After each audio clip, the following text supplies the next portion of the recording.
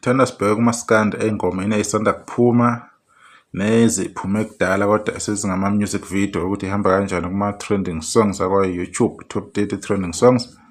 Laphana kunumber 30 Nsizwa laphana uMasinga ngengoma yakhe ethi Angikwazi Ukukhuluma, ihleli kunumber 30, iphume nge-23 January. So izohlanganisa inyanga kusasa, yes, uhlanganisa inyanga ikunumber 30. Kube umenze ngengoma ekhiphe last year December, lapha kubenza-ke u-live ethi wayengenalutho, so ibuyile kuma-trending songs ku-number 28, ina-105K wama-views. Kwaba uSikweletu iBorn Free Mfokachileza ethi Umathandana Wenu featuring uSinentuli. uSinentuli sebemfeaturishe kakhulu, abafowethu bayalibona ithalente lakhe balirealize. Siyathemba ukuthi uSinentuli khona naye azokwenza azenzela yena music wakhe naye, or something like an EP. Singajabula kakhulu ukuzwa ukuthi usiphatheleni ngoba the way acula ngakhona kuyakhombisa ukuthi isho ukuthi ithalente likhona, udinga nje umuntu ozompholisha ukuthi uzocula umaskandi or uzocula ini, kodwa nje ungena kahle kakhulu kubafowethu uma bemfeaturishile. Unalo ithalente, simbonge kakhulu Sine. Kube ingoma futhi kaSikweletu ethi Usevumile featuring Siyanda Chabalala, ikunumber 21 lapha kuma-trending songs, ina-146K. Bese kuba Mfoka Mbambo Ihobosha uNjoko le enkandla emshisandla, hamba naye nabani uMzukulu ngengoma ethi Umamemeza, iphuma nge-17 February le ngoma, ikunumber 16 ngama-streams or ngama-views awu-145K. Phinda wabuya uSikweletu ngengoma-ke esisukukhuluma ethi Into Enhle, ingoma le eshisa ikhotha emnandi kakhulu, ilapha kunumber 10. I-support ayitholayo uSikweletu ngi-very happy kakhulu ngayo, I'm excited.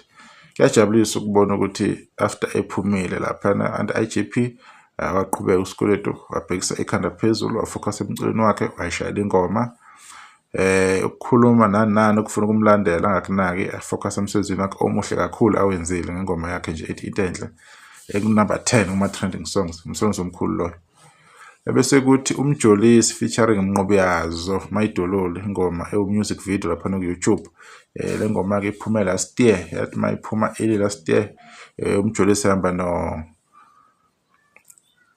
mfana wasenkandla, yes, lo Imbongi, owenza imanga lapha ku-YouTube. Kunamavidiyo akawareleasayo amahle kakhulu nomfana wasenkandla owayenza le ngoma noMjolisi. Kodwa le ngoma le wayizwa-ke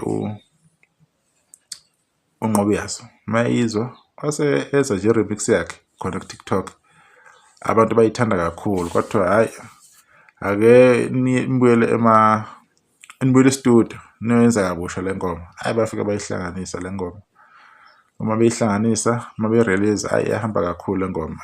Yingakho nje yaze yaba number 2 lapha ekhosini, engomeni ezavotela, engomeni yonyaka, yashaya more than 560 mangicabanga, 560K wamavoti. Njengamanje-ke kuma-views ina-361K, and ihlele kunumber 8 kuma-trending songs laphana ku-YouTube.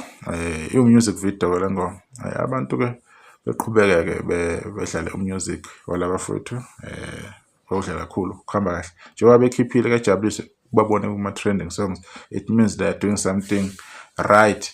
Nabanye bazokhipha-ke bamemezelile, silindele njengekudala ukuthi kwenzeke kanjalo. Siphinde futhi sibuye la ku-YouTube sizonikeza ulwazi ne-information ukuthi sekukuphi, ubani ukhiphe nini, ubani single, album, ihamba kanjani. Selokhu sinazisa kancane kancane. Siyabonga, salahle niqhubeni enjoy music wakho.